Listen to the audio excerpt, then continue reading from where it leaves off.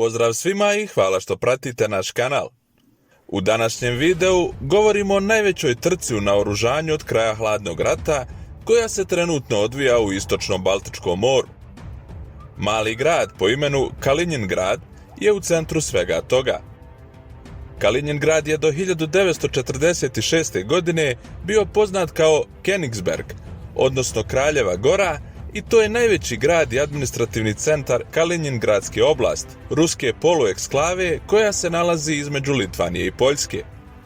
Naselje današnjeg Kaliningrada osnovali su teutonski vitezovi 1255. godine na mjestu drevnog staropruskog naselja Tvangste tokom sjevernih krstaških ratova, a nazvan je Königsberg u čast kralja Otokara II. Od Češke. Ovaj baltički lučki grad sukcesivno je postao glavni grad države Teutonskog reda, odnosno Pruskog vojvodstva, u periodu od 1525. do 1701. godine. Königsberg je ostao krunidbeni grad Pruske monarhije, iako je glavni grad premješten u Berlin 1701. Od 1454. do 1455. godine grad po imenu Krolevic pripadao je kraljevini Poljskoj, a od 1466. do 1657. bio je poljski feud. Pruska je bila veliki sastavni dio Njemačkog carstva, koje je trajalo od 1871. godine pa sve do kraja Prvog svjetskog rata. Königsberg je bio glavni grad istočne Pruske i grad od izuzetnog strateškog značaja. Njemačka je izgubila Prvi svjetski rat 1918. godine, te se njeno carstvo potpuno raspalo i bila je primorana da Poljskoj ustupi veći dio Pruske. Međutim, istočna Pruska nije ustupljena i ostala je pod njemačkom kontrolom, ali je odsječena od ostatka Njemačke. Drugi svjetski rat je izbio 1939. godine, a do 1942. Poljsku su zauzele nacističke snage. Königsberg je ponovo ujedinjen sa kopnenom Njemačkom i postao je glavno njemačko uporište tokom rata, opremljen brojnim odbrambenim linijama i minskim poljima. Crvena sovjetska armija započela je ofanzivu 1943. polako vraćajući okupirana područja koja je zauzela nacistička Njemačka. Pred kraj rata Sovjeti su napali Königsberg, ali nisu mogli napredovati zbog izuzetno moćne njemačke odbrane. Tek nakon više od mjesec dana pokušaja i velikih gubitaka, Sovjeti su na kraju uspjeli da se probiju i zauzmu grad 9. aprila 1945. godine.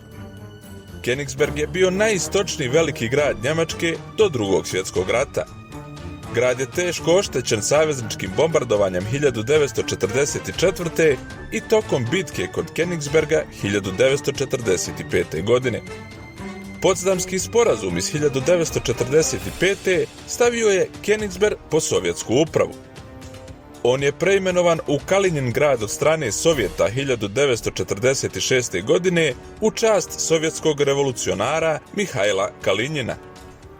1991. godine Sovjetski savez se raspao, 15 nacija je proglasilo svoju nezavisnost i kao rezultat toga Kaliningrad je postao enklava, odvojen od Ruske federacije, ali i dalje pod njenom kontrolom.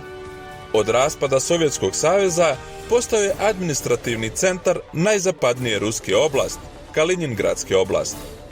Kao glavno transportno čvorište s morskim i riječnim lukama, grad je sjedište Baltičke flote ruske mornarice i jedan je od najvećih industrijskih centara u Rusiji.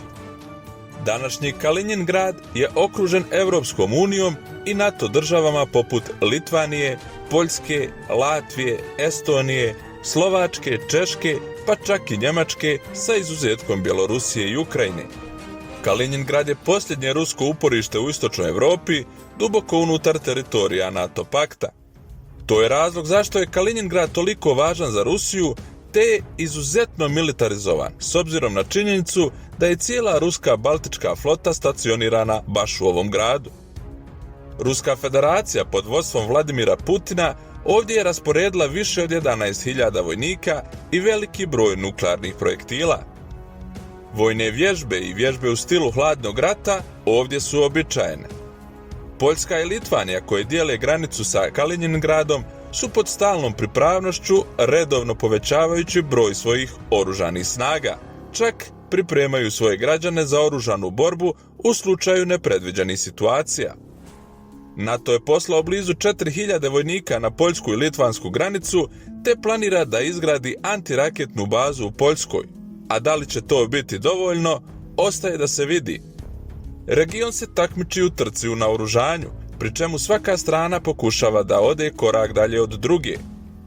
U nedostatku smislenog dijaloga između istoka i zapada, pitanje je da li je ovo početak novog hladnog rata ili čak nešto mnogo gore.